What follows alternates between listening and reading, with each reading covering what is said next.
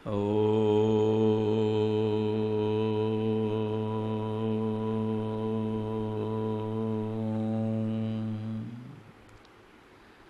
यो भूतं च भव्यं च सर्वं यश्चादितिष्ठति स्वर्यस्य च केवलं तस्मै ज्येष्ठाय ब्रह्मणे नमः।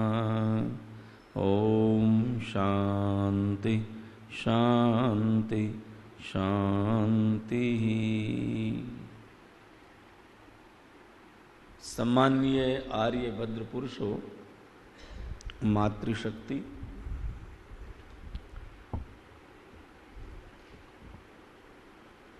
मैं कल आपके सामने ये बता रहा था कि यह उद्यालक मुनि जब अश्वपति के राज्य में आए तो भोजन के लिए प्रार्थना की। राजा ने भोजन कर लो भगवान। तो बोले कि मैं राज्य का अन्न खाऊंगा तो मेरा मन दूषित हो जाएगा। तब राजा कह रहे हैं न में स्तेनो जनपदे न कदरियो न मद्यपे नाना हितार अग्नि न सवैरिणी कुत।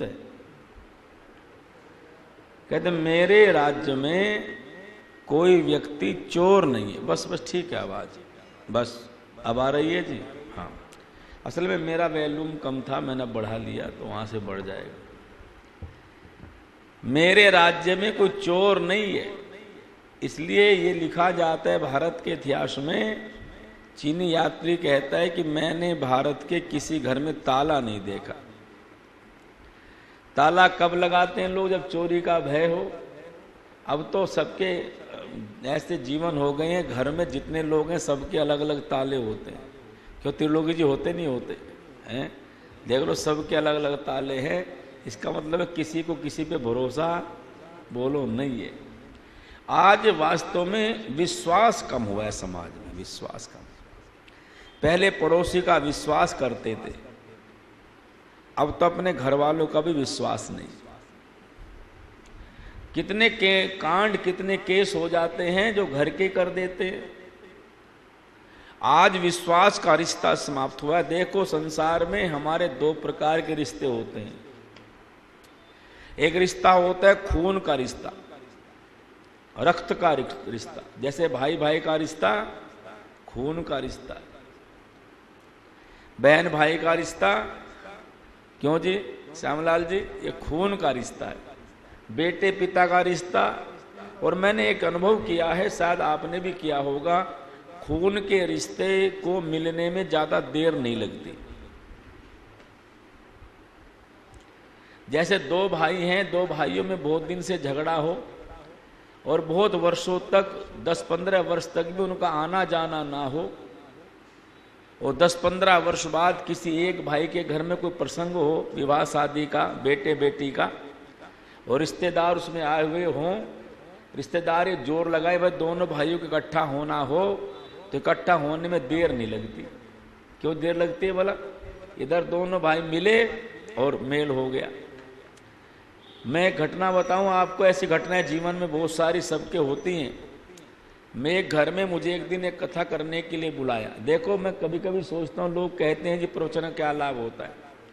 उस दिन मुझे लगा कि कहने सुनने का बड़ा लाभ होता है, और कई परिवार तो कल्याण के मार्ग के पथिक बन जाते हैं सुन करके। तो उन्होंने मेरे से कथा कराई, यज्ञ कराया, फिर मेरा प्रवचन था 1 घंटे का। उस दिन मैंने रामायण पर, राम और भरत पर प्रवचन किया मंत्र बोल करके। तो वो व्यक्ति, मैं तो वहां से चला आया प्रवचन करके, तो व्यक्ति ने, जिसके यहाँ कथा थी, प्रवचन था, उसने चिंतन किया और चिंतन करता रहा, रात भर सोचता रहा कि देखो हमने रामायण को पढ़ा भी है, रामायण को सुनते भी हैं, और आचार्य जी ने इतनी सुंदर कथा भी की, सब भाई भोर हो गए, आंसू भी लोगों के आ गए, लेकिन हम इसको अपने जीवन में धारण नहीं करते। उसके भाई का, उसका 2 बीघे जमीन पर मुकदमा चल रहा था। 10-12 साल से मिलना नहीं था, बोलना नहीं था, 15 साल से आना जाना नहीं, बेटे बेटियों की शादी भी होगी तो भी एक दूसरे में कोई आया नहीं। उसने मुझे बताया बाद में, जब मैं एक बार उधर गया तो उन्होंने मुझे अपने घर पे बुला के घटना सारी सुनाई। बोले आप तो चले गए, मैं सोचता रहा और मैंने निर्णय लिया कि ये मुझे, यदि हम रामायण पढ़ने वाले लोग हैं, राम को मानते हैं, तो राम जैसी कुछ बात जीवन में भी आनी चाहिए।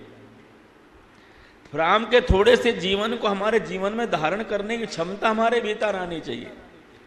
तो उसने कहा कि मैं सुबह गया गांव में, वो शहर में रहते थे, उसका भाई गांव में रहता था, और मैंने जाकर के उसके लड़के को कहा, बोलता नहीं था, बोलचाल थी नहीं किसी, तो मेरे मन में बोला, मैं एक विचार ये आया कि आज हम में झगड़ा है, कल अगली पीढ़ी में झगड़ा रहेगा, और ये भाइयों भाइयों का प्रेम कभी हो नहीं पाएगा। यदि हम मर गए तो दोबारा आने वाली पीढ़ी में मेल नहीं हो सकता। आप देख लो, ऐसा होता है। यदि एक पीढ़ी में मेल नहीं, दूसरी पीढ़ी में मेल नहीं होता, और वो खिंचाव बना रहता है। कोई अच्छा पुरुष घर में पैदा हो जाए, चल करके आगे मेल कर ले तो अलग बात है, नहीं तो ये मेल कई पीढ़ियों तक परेशान करती है। इस प्रकार झगड़े परिवार में कई पीढ़ियों तक। तो उसने कहा, तेरे पिताजी कहाँ हैं? बोले जी घर में ही है। बोले बुला के ला, को ताऊ जी बुला रहे। उसने कहा, पिताजी आपको ताऊ जी बुला रहे। बोले मैं नहीं आता, मना कर दे, क्योंकि झगड़े में कौन आवे, लड़ाई थी, मिलना नहीं था। वो बोले मुझे तो मिलना था ना, मेरे अंदर तो अहंकार नहीं था, मैं तो अपने को छोटा करके गया था। याद रखना, बड़े होकर के आप किसी को गले नहीं लगा सकते। जब आपके मन में श्रद्धा भाव होती है और आप अपने को नम्र बना लेते हो, तब किसी को गले लगाने की सामर्थ्य आपके भीतर होती है। क्योंकि किसी छोटे को उठाने के लिए झुकना तो पड़ेगा ना। आप किसी छोटे गले लगाओगे तो आपको बोलो झुकना तो पड़ेगा, बिना झुके आप गले कैसे लगा सकते हो, बताओ तो सही। तो कहा कि मैं कोई बात नहीं, बड़प्पन तो अलग चीज है, लेकिन मुझे तो मेल करना है ना, मुझे तो भाई को भाई से जोड़ना है।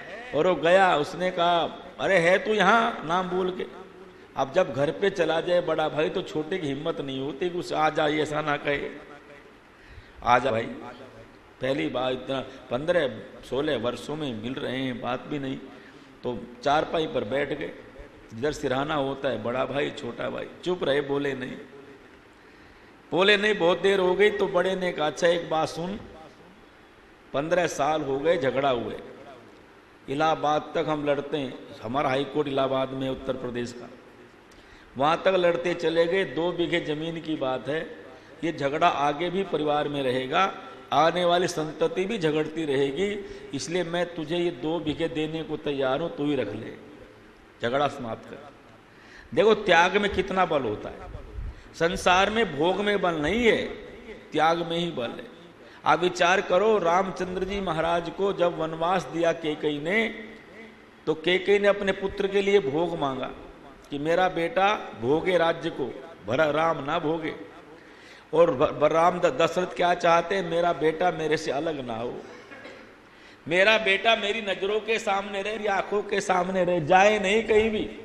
और देखो राम के पक्ष में सब लोग हैं, केकई को छोड़ के दशरथ भी पक्ष में है, सारा परिवार पक्ष में, भरत भी बोलो पक्ष में है कि नहीं, सारे रिश्तेदार भी पक्ष में है, सारी प्रजा पक्ष में है। इतना बड़ा प्रजातंत्र साथ होने के बाद भी राम ने त्याग किया, भोग नहीं भोगा।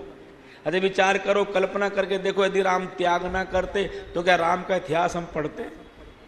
दुनिया में कभी भी भोगी व्यक्ति का इतिहास नहीं बनता, त्यागी व्यक्ति का इतिहास ही बनता है। लेने वालों का इतिहास नहीं बनता, देने वालों का ही बोलो इतिहास बनता है। जो अपना दे करके चलता है उसी का इतिहास में नाम होता है।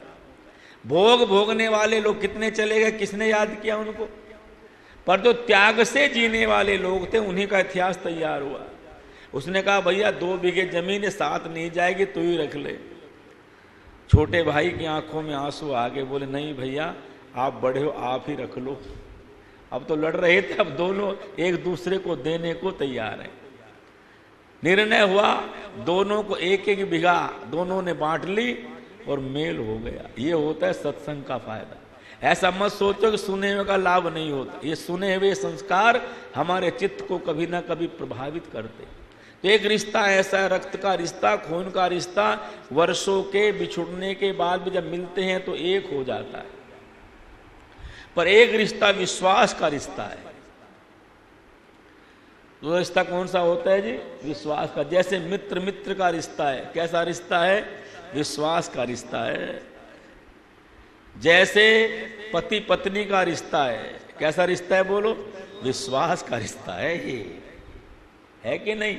और विश्वास एक दूसरे पर ना रहे फिर घर चलता नहीं है। आज हमारा विश्वास समाप्त हुआ है, न पति को पत्नी पर है और बोलो न पत्नी को पति पर है। विश्वास, इसलिए जब विवाह होता है तो सबसे पहले विश्वास कायम करते हैं। तेरा चित्त मेरा चित्त है, तेरा मन मेरा मन है, हम मन से एक हो रहे हैं, इसलिए हम कभी एक दूसरे को धोखा नहीं देंगे। पर जब धन बुद्धि पर छाता है ना, तो मन के संस्कार भी क्या पड़ जाते हैं बोलो? कमजोर पड़ जाते हैं। माया सबको अपने चक्कर में लपेटती है। इस विश्वास के रिश्ते को आज हम कमजोर होता देखते हैं, बोलो है कि नहीं? कमजोर हुआ तभी तो कचहरी में चले गए, कोर्ट में चले गए, फैसले हो रहे हैं रोजाना हमारे बच्चों के आगे। कितने परिवार परेशान हैं विचारधारा नहीं मिलने से। क्यों? हम लोग अपने अपने सीमाओं में रहना नहीं चाहते। पहले मर्यादाएं थी ना, मर्यादा, अब मर्यादाएं हमारे जीवन में नहीं रही हैं। क्यों? पाश्चात्य की ऐसी हवा लगी, हमने मर्यादाएं छोड़ दी। स्त्री की मर्यादा है, पुरुष की मर्यादा है, पति की मर्यादा है, पत्नी की मर्यादा है। अपनी मर्यादा कोई पार नहीं करता था तब संबंध बनते थे। पति की मर्यादा क्या थी? पुरुष की मर्यादा थी मातृवत पर्दारेशु, ये मर्यादा थी हमारी। मातृवत पर्दारेशु, दूसरे की स्त्री मां और बहन के समान, बस मर्यादा कायम हो गई। दूसरा पुरुष पिता और भाई के समान, दोनों की मर्यादाएं कायम हो जाती थी। जब मर्यादित जीवन होता था, व्यक्तित्व का तो संदेह नहीं होता था, विश्वास होता था, चोरी का भाव नहीं होता था परिवारों में। और अब धीरे धीरे जब संबंध कमजोर हुए, विश्वास कमजोर हुआ, परिणाम क्या आया? सबके ताले अलग अलग हैं, सबकी सेब बोलो अलग अलग हैं। अब तो हो रहा है ऐसा, कई बार ऐसा होता है, हम देखते हैं कई परिवारों में कि आपस में प्रॉपर्टी या प्लाट किसी ने अपनी पत्नी के नाम कर दिया तो पत्नी छोड़ के चली गई। अब बेचारा बिना प्लॉट और मकान के सड़क पर बैठा है। पुरुष ने भी ऐसे ही किया। दोनों तरफा, क्योंकि हमारे विश्वास के संबंध कमजोर हुए। और विश्वास के संबंध कब कमजोर होते हैं? जब संदेह बीच में आ जाता है, शक आ जाता है। और शक को आने में देर नहीं लगती, कुछ आता है, कुछ लोग पैदा कर देते हैं। हमारे परिवारों में केवल हमारे कारण से विवाद नहीं होता, दूसरों के कारण से विवाद होता है। महाराज दशरथ घर में अपना कोई विवाद नहीं था, किसके कारण से हो गया? मंथरा के कारण से हो गया। मंथरा उसे याद ना दिलाती तो कोई बात ही नहीं थी। मंथरा यदि इतना चक्र ना चलती तो कोई बात नहीं थी। इसलिए केवल अपने कारण से विरोध होगा ये बात नहीं है, दूसरे कारण से भी। आज मैं परिवारों में ऐसा भी देखता हूं, जैसे बेटी की शादी हो गई तो पहले ऐसा होता था, जब बेटी की शादी माता पिता करते थे तो कहते थे बेटी देख अब तेरा घर वही है ना, कहते थे ना तेरा घर आज से वही है, तेरे सास ससुर तेरे आज से माता पिता हैं, तू आना तो जरूर यहाँ पर लड़कर के मत आना। ऐसे कहते थे ना, लड़कर के मत आना, लड़की आएगी तो तेरे लिए कोई जगह बोलो नहीं। और आजकल क्या कहती हैं बेटी को माँ, बेटी चिंता मत कर, हमने बहुत धन दिया है तेरी शादी में, दहेज दिया है उनको, किसी की बात सुननी नहीं है तुझे, सुननी नहीं है। तेरी सास कुछ कहे, तेरे पास फोन है, बस एक बार खड़का देना, फिर मैंने जानी, जल्दी बोलो, और उसने जानी। उन खाट खड़ी ना कर दूं, कोर्ट में घसीटूंगी, थाने में घसीटूंगी सारों को। और आज कई परिवारों में तो ऐसा होता है बिना बात के लोग फंसे पड़े हैं। इसलिए याद रखना, किसी ने बड़ी प्यारी बात लिखी, मुझे याद आती है, विवाह के बाद में जो माता पिता अपनी बेटी के घर में ज्यादा इंटरफेयर करते हैं, उन बेटियों घर ज्यादा दिन बसते नहीं है। पहले तो ये कहते थे माता पिता, बेटी 19-20 हो जाए तो निभाना, तेरी सास कुछ कह दे बोलो तो बुरा नहीं मानना, तेरे ससुर तेरे पिता हैं। आज ऐसी शिक्षा नहीं रही है। आज तो हमारे पास जो मोबाइल नाम का साधन है ना, इसने दूरियां कम कर दी। इसलिए पहले बेटी को दूर देश में ब्याहते थे। दुहिता दुरहिता दूरहिता भवती, बेटी का दूर देश में बहाने पर ही कल्याण होता है। क्योंकि उसके परिवार की 19-20 का पता नहीं चलता तो मान सम्मान बना रहता है। परिवार में कभी ऊंच नीच होती रहती। विचार करो कि आपकी बेटी दूसरे नगर में माने नागपुर में है या कोल्हापुर में है या दूसरे नगर में है और आपसे दूर है और बहुत ज़्यादा बात नहीं होती, तो उसके व्यापारिक के अन्य कामों में आपको पता नहीं है, तो आपके मन में सत्कार भावना जुगी तो बनी रहेगी। और ये पता चले कि इनके पास कुछ रहा नहीं है, इनके तो हानि हो गई है, तो आपके मन में सत्कार भावना क्या हो जाएगी? कम हो जाएगी। इसलिए कहा दूर देश में बेटी का हित है। और वो बेटी जब विवाह होकर के जाती है तो एक संबंध बनाती है। वो संबंध रक्त का नहीं है, वो संबंध तो बोलो विश्वास का संबंध है। और कितना विश्वास करती है वो? उस पुरुष पर इतना विश्वास करती है कि मेरा सब कुछ है ये। इसी विश्वास में हमारी अनेकों बेटियां लव जिहाद का शिकार हो गई। हुई कि नहीं हुई? उसने कहा तो आफताब जो है इस पर पूरा विश्वास करती हूं, मेरा कुछ बिगाड़ेगा नहीं, इसमें प्रेम करती हूं। यह आफताब ऐसा लड़का नहीं है। उसके माँ बाप ने कहा जिस साथ तू लिव इन रिलेशनशिप में रहती है ठीक नहीं है। नहीं, मुझे इस पर पूरा विश्वास है। परिणाम क्या आया? 35 टुकड़ों में लाश प्राप्त हुई। 35 टुकड़ों में। तो हमारी बेटियों को भी चाहिए, हमारे बेटियों को चाहिए कि विचार करें इस बात पर कि किधर जा रहे हैं, किस संस्कृति की तरफ बढ़ रहे हैं। क्योंकि हमने अपने बेटियों को, बच्चों को संस्कार देना समाप्त कर दिया। हमारे पास संस्कारों के लिए कुछ बचा नहीं है, हम देना नहीं चाहते उनको। इसलिए वो वैदिक संस्कृति से, वैदिक सभ्यता से क्या होते हैं? अनभिज्ञ होते हैं। और कोई भी उनको बहका ले विश्वास के नाम पर, घुमाने के नाम पर। ऐसे कानून बन गए देश में। इन कानूनों का दुरुपयोग हो रहा है कि नहीं हो रहा है? बोलो कितना दुरुपयोग हो रहा है। 18 साल के बाद बेटी बेटे की मर्जी है। क्यों भैया? हमारा घर कोई ये सराय है तुम्हारे लिए? तुम्हें पाला पोसा बड़ा कि हमारा कोई कुछ नहीं रहा माता पिता का? देख लो आप, 18 साल के बाद, 19 साल के बाद बेटी पिता का कोई हक बेटी पर नहीं। हाँ, बेटे का हक संपत्ति पर तो है, पर बेटे को पिता कुछ कह नहीं सकता। कैसे कानून आ गए,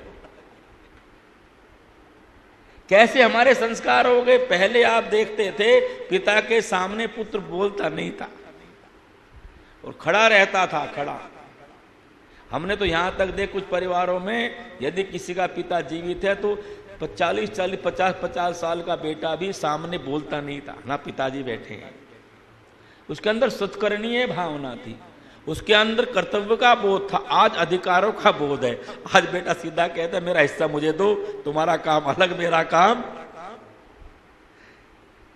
ये हमारे संस्कारों की कमी आई। कितने संस्कार प्रबल थे कि ताला नहीं लगता था, पड़ोसी पर कितना विश्वास करता था। मकान को खुला छोड़ के चले गए कई दिन के लिए, पड़ोसी तो है ना। और अब पड़ोसी चोरी करवा दे, पड़ोसी डाका डलवा दे, घर के डलवा दे। कितने मर्डर ऐसे होते हैं जिनमें आपस के संबंधी निकलते, कितने में तो पत्नी निकलते, कितने पति निकलता है, कितने भाई निकलता है। फिर आप बताओ मुझे कैसे जी पाओगे समाज में, कैसे सुदृढ़ समाज का निर्माण करोगे।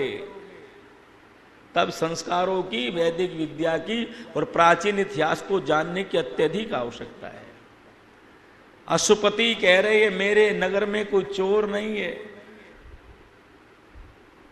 कोई चोर नहीं है, यहां चोरी नहीं होती, यहां चोर भाग गए सारे। अभी यूपी में तो कह रहे हैं बाबा कि हमारे यहाँ यूपी में अब कोई माफिया बचेगा नहीं। यूपी में योगी बाबा ने शुरू से ही कहा था, जब पहली सरकार बनी, बोले माफिया गुंडे चोर भ्रष्टाचारी सुनने, माफिया गुंडे चोर या तो जेल में रहेंगे या उत्तर प्रदेश की सीमा से बाहर रहेंगे। और हमने अपनी आंखों से देखा जो राजनी करते थे, लुटेरपना दिखाते थे रात्रि में, और शाम होने के बाद रास्ते बंद कर देते थे। उन लोगों को अपने गले में तख्ती डाल करके प्राणों की भीख मांगते देखा। जो कहते हमारा कौन क्या बिगाड़ सकता है, उसने तख्ती डाली और कहा हमें बख्श दो, हम चोरी नहीं करेंगे, हम सरेंडर करते हैं। जो कहते थे कि हम ही हैं, आज वो कहाँ हैं, आज वो प्राणों की भीख मांगते हैं। डर है उनको, कोर्ट में जा कहते भैया हमें तुम गाड़ी से मत ले जाओ, हमें हेलीकॉप्टर से ट्रांसफर करा दो, पता नहीं रास्ते में गाड़ी कब पलट जाए, हमें भरोसा नहीं है। वो लोग जिनको जिनको कहते थे कि इनका कुछ बिगाड़ नहीं सकता। इसलिए याद रखना, जब संस्कारित व्यक्ति, मजबूत व्यक्ति, जब कोई हिम्मतदार व्यक्ति राजा बनता है तो प्रजा का कल्याण करता है। इसलिए कहा ब्रह्मचारी प्रजापति। जब कोई ब्रह्मचारी, जब कोई श्रेष्ठ विचारों का व्यक्ति, सात्विक विचारों का व्यक्ति जन कल्याण की भावना लेकर के राजनीति को अपना धर्म बनाता है तो राजनीति उसका कल्याण करने वाली होती। और जो राजनीति तो धंधा बनाते हैं, उनके लिए राजनीति केवल पैसा कमाने का साधन है, ठेकेदारी। मैंने एक नेताजी से एक बार पूछा, जब चीनी हमारे देश में पर्याप्त तो बाहर से क्यों मंगाते हो? जब यहाँ की चीनी नहीं खपत होती तो बाहर से क्यों मंगाते हो? जब हमारा गेहूं पर्याप्त हम दूसरों को दे सकते, बाहर से क्यों मंगाते हो? तो उसने एक बात कही, जिसको सुन के बहुत वर्ष की बात हो, कई वर्ष पहले मैंने पूछा। उसने कहा शास्त्री जी बात यह है, मैं सच बता दूं आपको, कि हाँ, अपने कमीशन लेने के लिए करते हैं सब।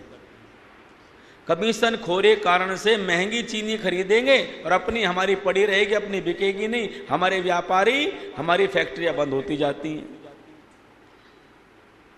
हमारे फैक्ट्रियों में हमारे देश के व्यक्ति ने जो माल बनाया है, चीनी की जो मिल लगाई है, उसमें बोरिया की बोरियां पड़ी है, गोदाम खाली नहीं हो रहा, क्यों? विदेश से चीनी मंगा के बेच दी।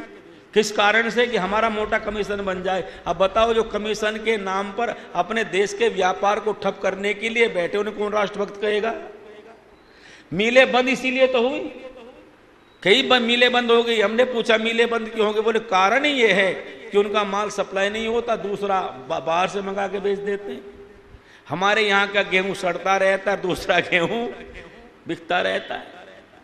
अब बताओ, जब ऐसा करेंगे तो फिर व्यापार चौपट होगा कि नहीं होगा? कृषि चौपट होगी कि नहीं होगी?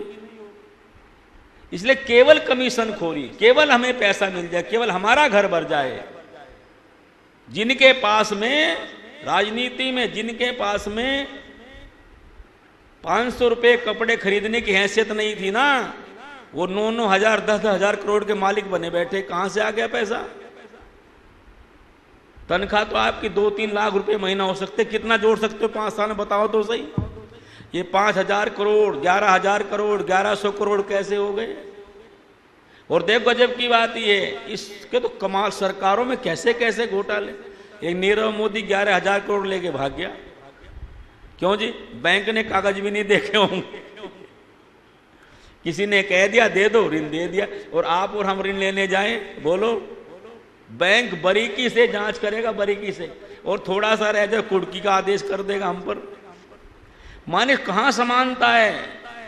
बताओ कहां समानता? एक सामान्य व्यक्ति के लिए कानून को जीतना कितना मुश्किल है, और वो जो बड़े बड़े लोग हैं कानून के लिए बिका पड़ा है।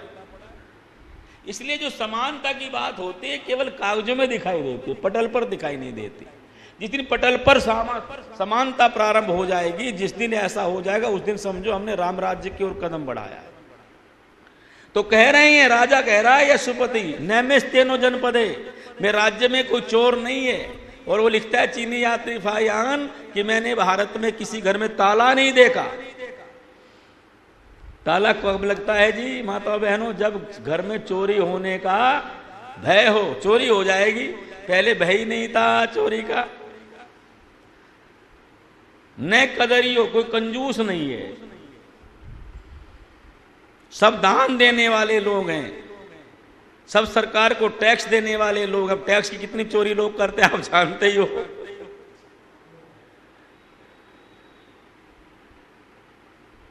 देखो टैक्स भी क्या है बोलो? दान है। किसको दिया जाता है? राजा को। प्रजा राजा को टैक्स क्या देती है? दान देती है। इसलिए कृष्ण महाराज कहते हैं कई प्रकार का दान है। एक होता है श्रद्धा देयम, श्रद्धा से दिया गया दान। तो यज्ञ आदि में कैसे देते हैं जी? श्रद्धा से। और भयदेयम, भय से दिया गया दान कौन सा है? वो टैक्स है। अच्छा बोलो, कोई टैक्स श्रद्धा से देता है? जल्दी बताओ। अपनी मर्जी से देता है टैक्स कोई? टैक्स तो भय से देते हैं। तो भय का दिया गया दान है, इसलिए कहा भयम देयम, अभयम देयम, श्रद्धा देयम, अश्रद्धा देयम, हयम देयम, श्रियम देयम। 5-6 प्रकार से हम दान करते हैं। पहला दान श्रद्धा से, फिर बिना श्रद्धा के भी होता है। जैसे कोई भिक्षुक आ गया, चलो दे दो, कोई बात नहीं, श्रद्धा तो नहीं है पर दे दिए। श्रद्धा देयम, अश्रद्धा देयम, हयम देयम। हयम मैंने शर्म से। जैसे 4 आदमी आ गए सिंधी सभा के, भाई सिंधी सभा का भवन बन रहा है, दान दे दो, तो श्रम से देना पड़ेगा। भाई अपने जो है ना, अपने समाज के लोग हैं, चाहे देने की इच्छा भी ना हो। बोले ऐसा होता नहीं होता। और वो कहेंगे देखो सिंधी समाज का भवन बना रहे हैं, दान दो। अब आपके मन में देने की तो है नहीं, पर चूंकि समाज के लोग आए हैं तो क्या कहेंगे, देखो ये देखो कितने बड़े समाज के आदमी बनते, दान देते नहीं। इसे कहते हयम दयम। हयम मैंने शर्म से, हाय लज्जा से देना।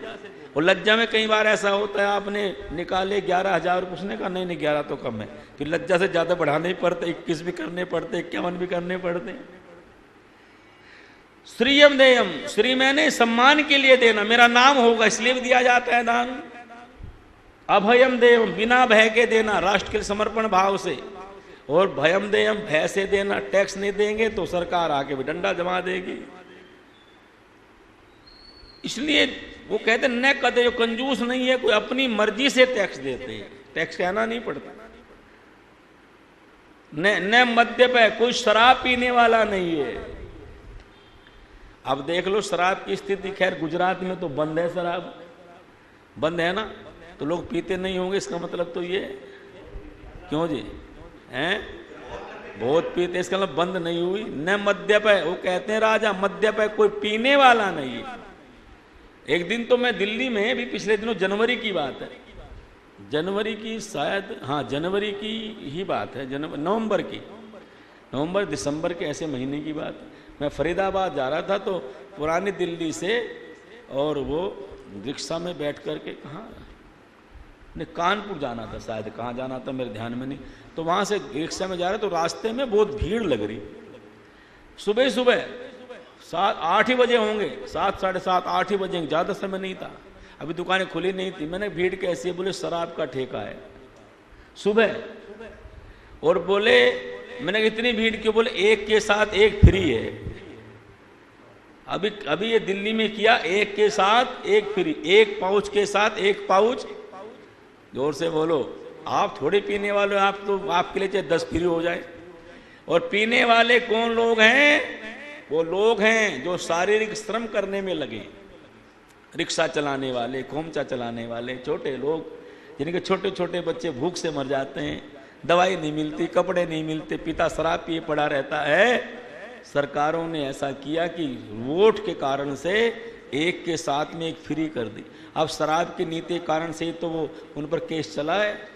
मनीष सिसोदिया पर आपने सुना होगा, वो शराब के कारण से तो चला होगा केस।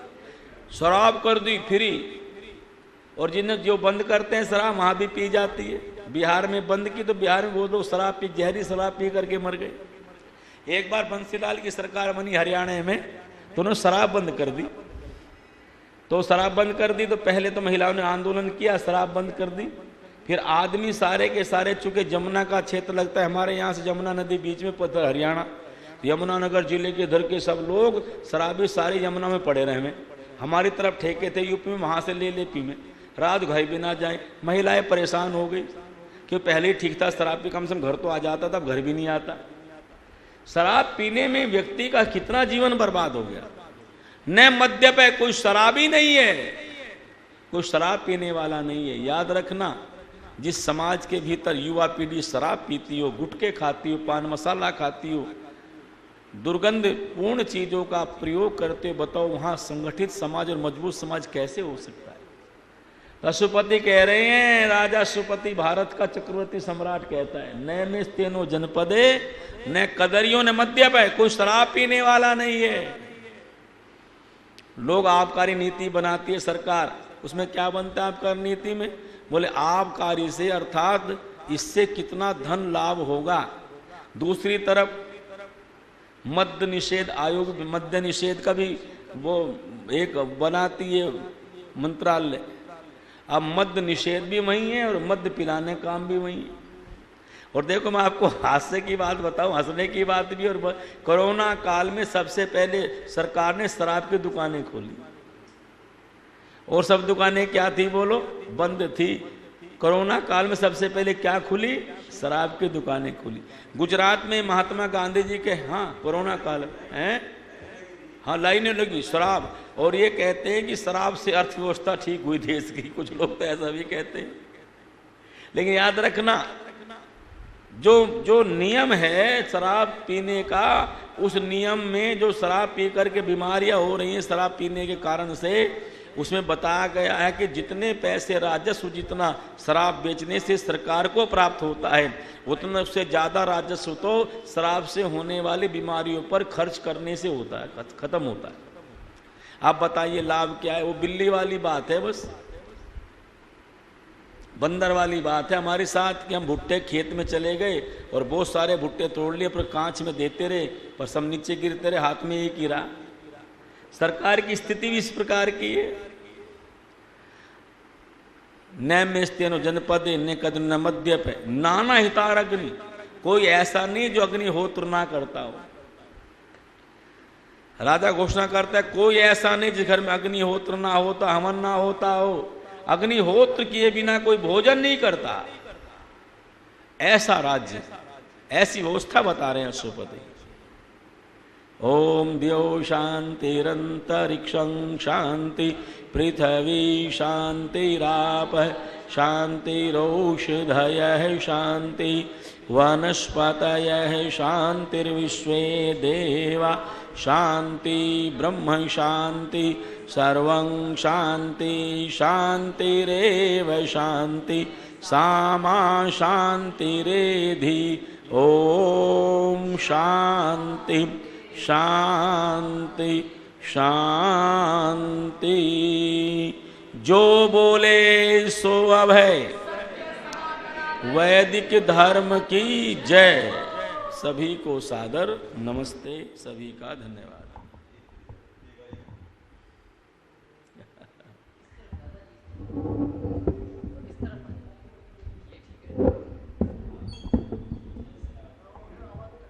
प्यारे भाइयों और बहनों, आचार्य जी ने जो एक रक्त और विश्वास का रिश्ता ये जो सुनाया, बहुत ही बढ़िया सुनाया।